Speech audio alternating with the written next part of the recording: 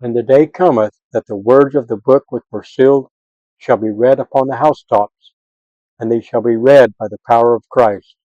And all things shall be revealed unto the children of men, which ever have been among the children of men, and which ever will be, even unto the end of the earth. 2 Nephi 27:11. Hello, and welcome to Guided by the Iron Rod. I'm Thurl Jessup, and we continue this 9-part series, Faith Like Unto the Brother of Jared. If you know someone who would benefit from this, please share it. And don't forget to like, subscribe, and tap the bell to stay updated. Part 2. When Faith Touches Heaven. The air was still as the brother of Jared carried the smooth, round stones in his hands. Each one had been chosen carefully, washed, and polished by his efforts. They were ordinary rocks, but in his heart he knew they could become something extraordinary. For weeks he had wrestled with the problem. The Lord had commanded his people to build barges to cross the great waters, and the vessels were tight, without windows or air. When the question of light arose, the Lord left the matter in the brother of Jared's hands. What will ye that I should do, that ye may have light in your vessels? That question was more than a problem to solve. It was an invitation to exercise faith. And so the brother of Jared climbed the mountain, stones muddled in a cloth, carrying his solution, and more importantly, his trust in God. He knelt on the rough ground, placing the stones before the Lord. His prayer was not bold and presumptuous, but bold in faith. Touch these stones with thy finger, they may shine forth in darkness. The heavens answered. A light pierced the veil between God and man, not from the stones at first, but from the hand that reached forth. It was the finger of the Lord, touching what was small and ordinary, transforming it into a source of eternal light. The brother of Jared trembled. He saw what very few men had ever seen so clearly before, the flesh and bone of the premortal Christ, Jehovah. Fear and awe flooded him. I knew not, he confessed, that the Lord had flesh and blood.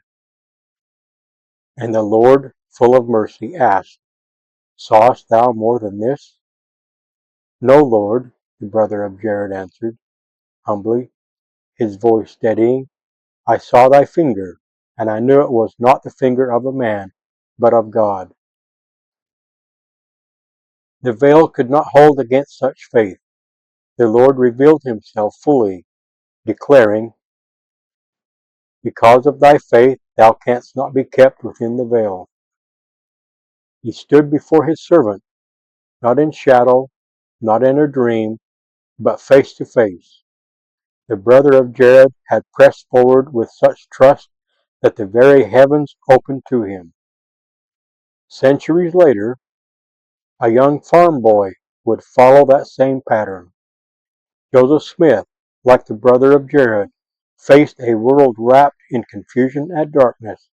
Questions of salvation weighed on his heart, and the clamor of contending voices offered no light. Where could he turn? Like the brother of Jared, Joseph prepared. He searched the scriptures. He pondered deeply, and at last he acted in faith, retreating to a grove of trees to kneel in humble prayer. Heaven answered again. At first, thick darkness sought to bind him, just as the sea had threatened to engulf the Jaredites. But Joseph pressed on, exercising the faith that had grown in his young heart. Light descended brighter than the sun, until he beheld the Father and the Son standing above him. Two servants, separated by millennia, had both pierced the veil through simple but unshakable faith. One carried stones to the mount, the other carried questions to a grove. One sought light for his people's journey, The one sought light and truth for all generations. Both found God waiting on the other side. The brother of Jared's vision was more than an extraordinary moment in Scripture.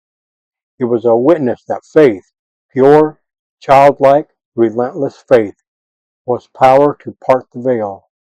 The Lord did not say, because of thy learning, or because of thy strength. He said, because of thy faith, thou canst not be kept within the veil. Joseph Smith's first vision was a living echo of that same truth. The heavens had long been silent, a famine of the word. Amos 8:11-12. But faith once again called forth light. His experience testified that God is the same yesterday, today, and forever, that he still reveals himself to those who believe enough to ask, enough to prepare, enough to trust. And if that was true for the brother of Jared and Joseph Smith, it can be true for us. The principle has not changed. Faith that touches heaven begins with small things: a prayer offered in sincerity, a scripture studied with real intent, a humble willingness to bring our stones to the Lord and ask Him to transform them. Sometimes, like the brother of Jared, we may feel our solutions are inadequate, too small, too simple, but God delights in turning the ordinary into the extraordinary. What matters is not the stone itself, it is the faith that presents it. The Lord is still ready to touch what we bring Him. He is still willing to pierce the veil for those who seek Him with unshaken faith, shaken trust. The brother of Jared's story and Joseph Smith's are not just history, they are invitations. When faith touches heaven, light shines in darkness. In the name of Jesus Christ, knowing that I will be held accountable for how I use His name, amen.